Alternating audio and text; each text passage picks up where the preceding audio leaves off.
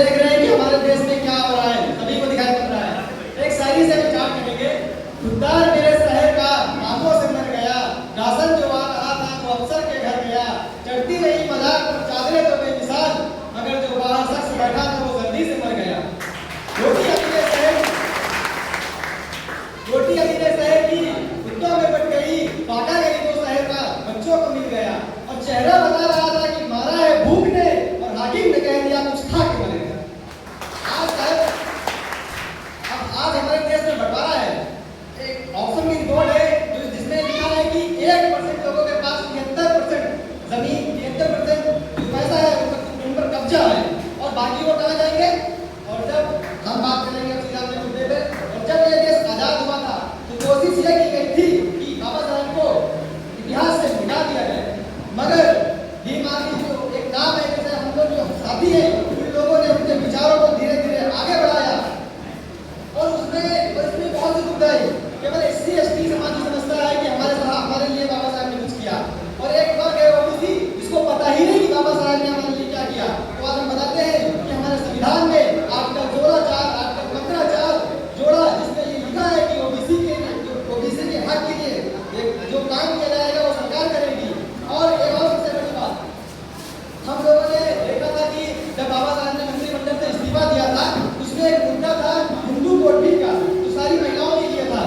उसमें देखते हैं इसमें केवल एक ही राय बताई गई थी कि बाबा साहब ने जो ये हिंदू कोड बिल था इसके उपज में मंत्रिमंडल से इस्तीफा दिया था, लेकिन ये गलत थी। उसमें दूसरी वजह भी एक थी, ये थी कि OBC के लिए जो वो संगठन गठित करना था, जो कमीशन गठित करना था, वो कमीशन गठित नहीं किया जा रहा था, जिसकी वजह से बाबा साहब ने इस्तीफा दिया था। ये बात हमारे OBC को जिन लोगों तक पहुंचाई गई, डॉक्टर लक्ष्मण यादव जो कि एक प्रोफेसर है दिल्ली विश्वविद्यालय के, जो कि नहीं है, उन्होंने धीरे धीरे ये बात बताया और तब जाके हमें पता चला। और आप ही लोग समझिए, और आज अगर इस देश में कितने सारे लोग सत्ता में आए चले गए, लेकिन क्या कभी ऐसा हुआ कि जिस स्कूल में एक किसान का लड़का पढ़ता है, एक मजदूर का लड़का पढ़ता है, क्या कभी उस स्कूल में किसी मुख्यमंत्री, किसी MLA का लड़का पढ़ते हुए देखा किसी ने? अगर नहीं पढ़ता तो कैसे बात करेंगे आपने विकास किया है? बहुत लोग कहते हैं मुझे किसी में कोई भरोसा नहीं था, लेकिन मैं एक बात कहना चाहता हूँ कि हमारे माननीय डॉक्टर चंद्रशेखर आजाद जी, उन्हें एक बार मौका दिया कि मुझे पूरा भरोसा है। आप बताइए दिल्ली के जंतर पर सौरभ वांचुक कोई आम इंसान नहीं है, वो जानी मानी हस्ती है। लद्दाख की शिक्षा के क्षेत्र में उन्होंने जो विकास किया है वो आज तक किसी ने नहीं किया। हमारे जो इस समय सरकार है वो एकदम निकम्मी सरकार है, क्योंकि उसकी कोई जवाबदेही नहीं है। नीट का पेपर लीक होता है, धर्मेंद्र प्रधान चुप है, और पुलवामा हमला होता है, डिफेंस मिनिस्टर, होम मिनिस्टर चुप है।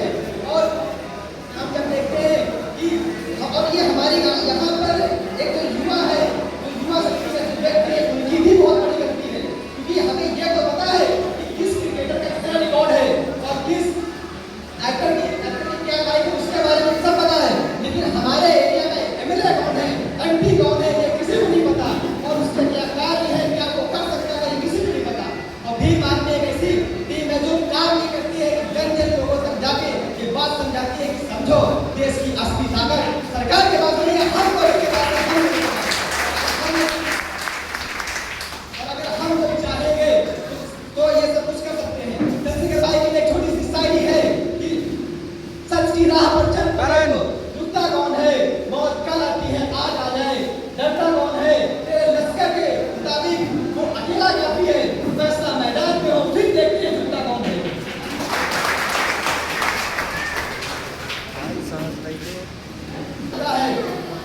पहले तो कोशिश की गई कि बाबा साहब को मिला दिया जाए, लेकिन जब लाखों मिनटों के बाद जब ये ना हो सका तो उन लोगों ने यह सोचा क्यों ना इन्हें केवल दलितों के नेता बना दिया जाए।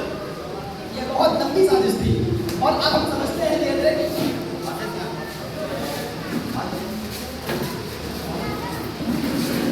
हम देखते हैं कि जब, और आप ही बताइए, अगर बाबा साहब को मानते थे तो उनका लिखा हुआ प्रकाशन कब पर कैसे हुआ?